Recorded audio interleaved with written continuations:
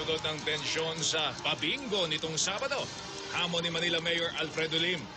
Magbibitiw daw siya sa pwesto kung mapapatunayang siya ang nagutos na arestuhin si Vice Mayor Isko Moreno. Mensahe ni dating Pangulong Joseph Estrada kay Mayor Lim.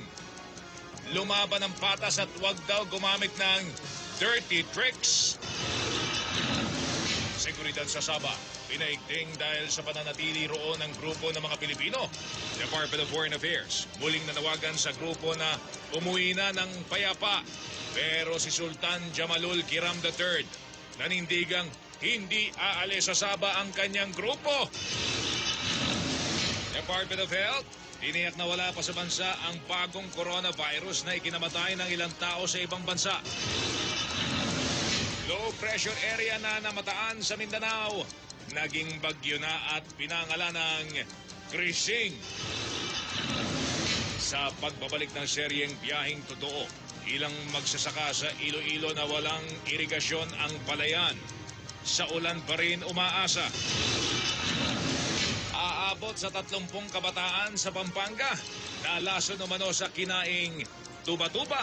Sa Ilocos Norte naman, may higit 20 na ospital matapos kumain ng ginataan. Sanggol na tila may kakambal na bukol, inoperahan na. Matapos ang Gangnam Style, bagong kinaliwang sayaw at patok sa internet, ang Harlem Shake. Matapos magpakilig doon sa One True Love, Alden Richards at Luis de los Reyes magbabalik tambalan sa isang bagong Kapuso Soap.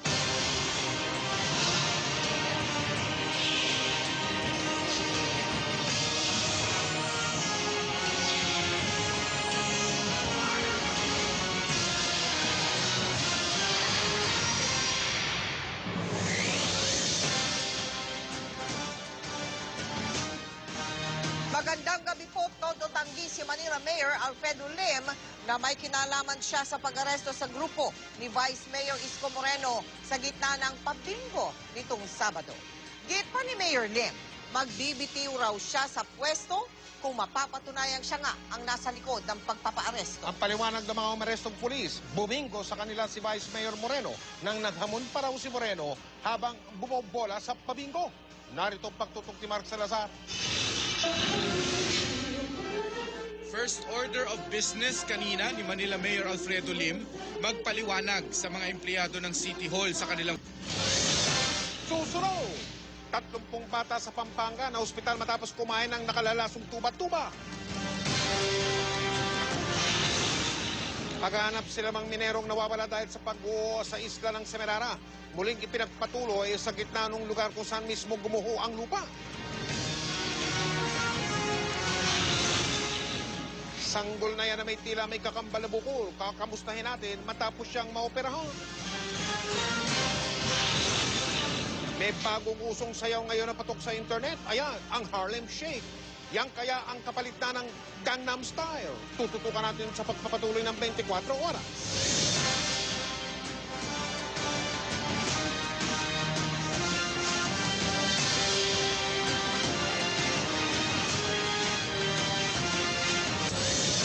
Susunod, 31 bata sa Pampanga na ospital matapos makakain ng bunga ng tuba-tuba. Arrest warrant laban kay Delphine Lee ng Globe Asiatic, pinababawi ng Court of Appeal. At Harlem Shake, bagong dance craze na patok ngayon sa internet. Tutukan lahat ng yan dito lang sa 24 oras. Abangan, matapos ang pumatok na Gangnam Style, may bago na namang kinaaliwang sayaw, ang Harlem Shake. Batang ipinanganak na may kakambal na bukol, kamusta na kaya matapos isa ilalim sa operasyon? At ang relic ng santong patron ng mga may sakit, dinadagsa sa Makati. Walang patid na pagtutok dito sa 24 oras.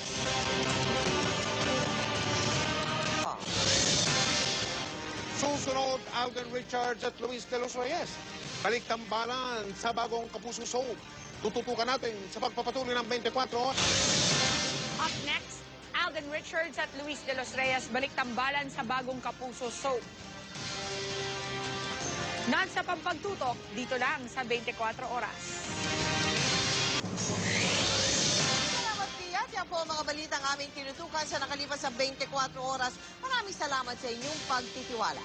Mula sa tahanan ng katotohanan, ako po si Mel Tiangco. Ako si Mike Enriquez, ito ang GMA. Walang kinikilingan, walang pinoprotekta. Walang kasinungalingan, serbisyong totoo lamang. At dahil hindi natutulog ang balita, Nakatutok kami 24 oras.